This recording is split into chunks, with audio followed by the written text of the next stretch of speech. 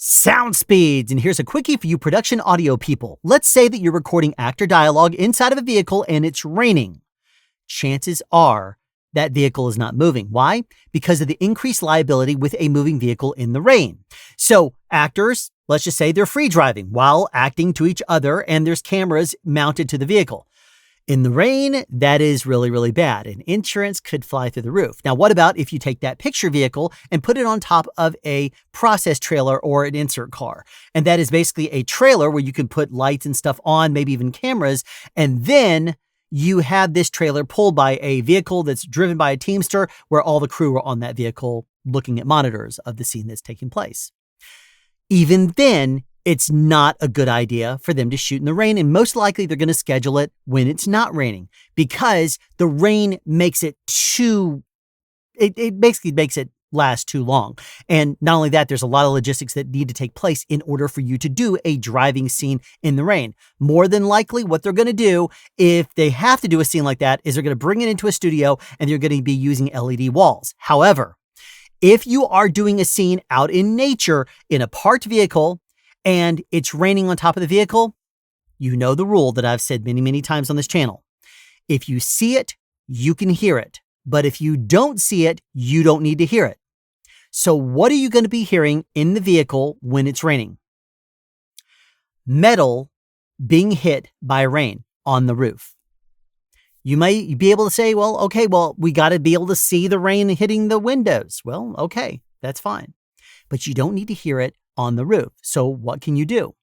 Ideally, in a perfect world, what you would do is have the grips make like a 6x, an 8x, 10x, something like that, and fly that over the top of the vehicle, the main center part of it where it's going to be covering up the metal parts. That way rain can still hit the windows, but not the metal part.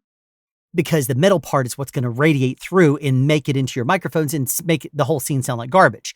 If the DP doesn't want to do that, because basically if you fly one of these things overhead, what it's going to do is add a layer of separation where the rain is going to hit this and not hit the roof of the vehicle, and it's going to sound a lot quieter. But let's say the DP doesn't want to do that. This is when you get all the towels you possibly can, not paper towels, regular towels, blankets, whatever you can get, Fernie pads from the grips, if they'll even give them up. If not, your sound mixer should hopefully have some that they use for such occasions.